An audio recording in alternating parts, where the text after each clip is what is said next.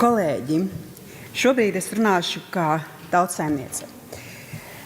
Šodien mēs lemjam par sarežģītu, bet nepieciešamu risinājumu Air Baltica finanšu stabilizācijai un Latvijas valsts finanšu interešu aizsardzībai. Es atbalstu ministra prezidenta Andra Kulberga un valdības lēmumu rīkoties. Likumprojekts nosaka konkrētu un ierobežotu ietvaru, kurā valdība drīkst pieņemt operatīvus lēmumus, lai aizsargātu mūsu valsts intereses, sēžot pie viena galda ar kreditoriem. Kā tas ir sēdēt pie viena galda? Kā Air Baltica akcionārei, kreditorei un obligāciju turētājai.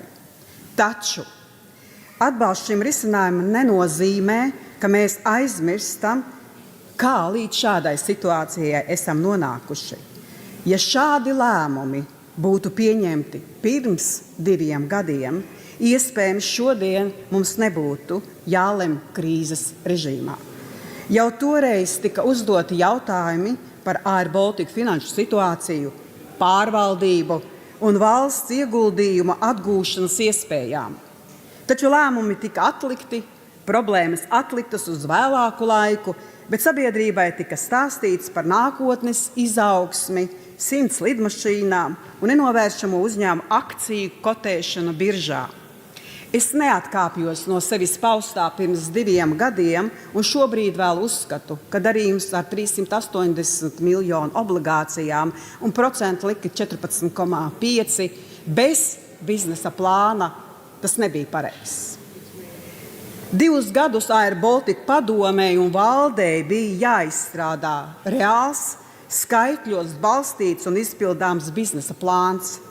Nevis jāstum mākoņi un jāveido arvien jauni optimistiski scenāriji, bet jāsagatavo plāns, kurā ir skaidri redzams, kā uzņēmums pelnīs, kā tas apkalpos savas saistības, kā tiks piesaistīts privātais kapitāls, kā valsts atgūs ieguldīto nodokļu maksātāju naudu. Šāda plāna ilgstoši nav bijis. Šobrīd ir biznesa plāns, ir plāns. Tagad valsts ir spiesta apsvērt aizdevuma restruktūrizāciju līdz 50 miljoniem eiro lielu obligāciju prasījumu pārveidošanu un vēl līdz 30 miljoniem eiro lielu dalību jaunā starpfinansējuma. Likumprojekts nosaka finanšu robežas, paredz ministru kabineta atbildību, uzliek valdībai pienākumu neretākā reizi ceturksnī ziņot Saeimas budžeta un finanšu komisijai. Un šis ir ļoti svarīgi. Vēl svarīgāk būs šo parlamentāro kontroli īstenot pēc būtības, nevis formāli.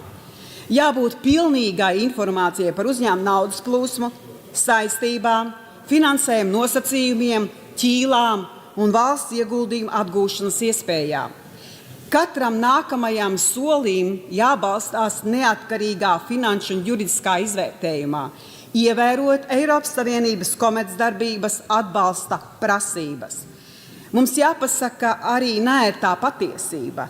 Air Baltica gadījums vēlreiz pierāda ministra prezidenta Andra Kulberga pausto. Valsts kapitāla sabiedrības Latvijā nevienmēr tiek kvalitatīvi uzraudzītas un pārvaldības. Arī vakar mēs saņēmām citus gadījumus, piemēram, par CSSD.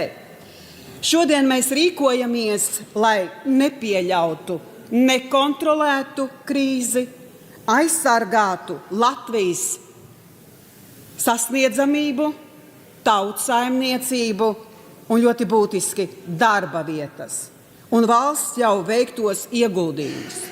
Taču vienlaikus skaidri pasakām, šis nav kārtējais glābšanas riņķis bez nosacījumiem. Mūsu prasības ir skaidras. Caurskatāmība, atbildība, profesionāla pārvaldība un valsts intereses pirmajā vietā. Mēs un es atbalstu valdības piedāvāto risinājumu. jo šobrīd bezdarbība valstī var izmaksāt daudz vairāk, un tas ir nopietni. Taču mēs arī prasām, lai katrs ieguldītais eiro būtu pamatots, katrs lēmums izsekojams un katra amatpersona atbildīga par savu rīcību. Paldies!